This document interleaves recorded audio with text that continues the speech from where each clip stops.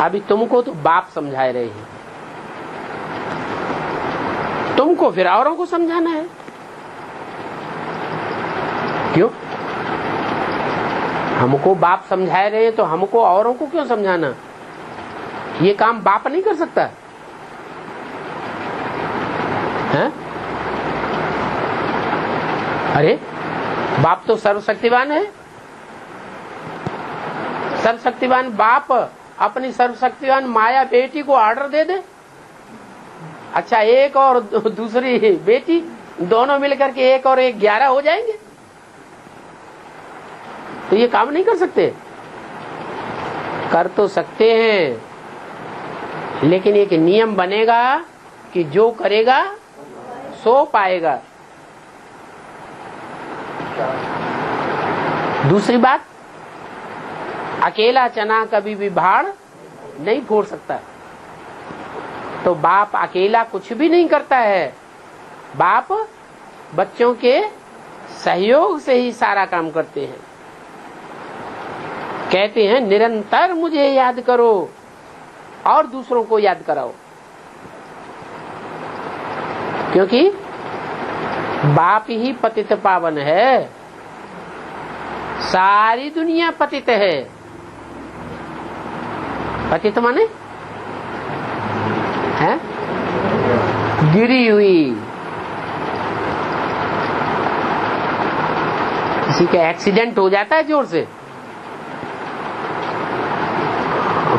से घायल हो गया और गिर गया, तो फिर वो गिर गया माने पतित हो गया, उसमें ताकत नहीं रही अपने आप उठ करके चलने की।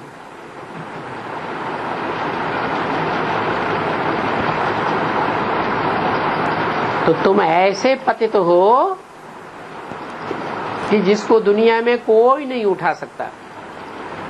2500 वर्ष की हिस्ट्री कहती है कि मनुष्य की मेंटलिटी लगातार गिरती चली आई है, मन बुद्धि से गिरते ही चले गए और तन से भी गिरते चले गए। अभी 400 वर्ष पहले महाराणा प्रताप वो तलवार उठाते थे, चलाते थे, लड़ाई लड़ते थे। उन्होंने जिंदगी भर लड़ाई लड़ी और अभी म्यूजियम में वो तलवार रखी हुई है, हम उसको उठा भी नहीं पा रहे। तो 400 साल पहले कितने शक्तिशाली मनुष्य होते थे, और अभी तो आत्मा रूपी बीज जन्म लेते लेते इंद्रियों के सुख भोगते भोगते कितना कमजोर हो गया है। जैसे दुनिया में खेती में बीज बोते हैं ना, तो वो बीज नई किस्म का जो बीज आता है वो पहली बार बोया जाता है, बहुत पावरफुल फसल देता है, फिर दूसरी तीसरी चौथी बार धीरे धीरे उसकी बीज की ताकत कम होती जाती है। ऐसे ही हम आत्मा रूपी बीज हैं, जाति है मनुष्य, मनुष्य जाति के हम आत्मा रूपी बीज हैं, जो जन्म लेते लेते लेते लेते सुख भोगते भोगते हमारी ताकत अब बिल्कुल क्षीण हो गई है। इतनी ताकत क्षीण हो गई है कि हम इंद्रियों से ज्यादा सुख भी नहीं भोग सकते। तो ऐसी पतित आत्माओं को बाप आकर के समझाते हैं, कहते हैं मैं पतित पावन हूँ, मैं पतितों को पावन बनाने वाला हूँ। बीज को सुधारा जाता है ना, बीज की किस्म को ऊंचा बनाया जाता है। तो ये भी आत्मा रूपी बीज है।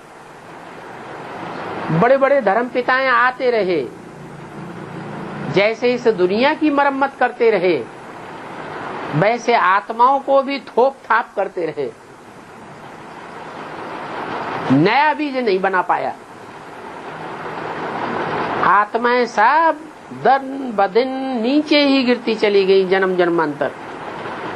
अब तो ऐसी हालत हो गई है कि चाहे महात्मा गांधी आवे, चाहे विवेकानंद आवे, चाहे दुनिया का कोई बड़े से बड़े महात्मा आवे, लेकिन अंत में डकौए के 3 पात, क्या कोई परिवर्तन करता हुआ दिखाई नहीं पड़ता।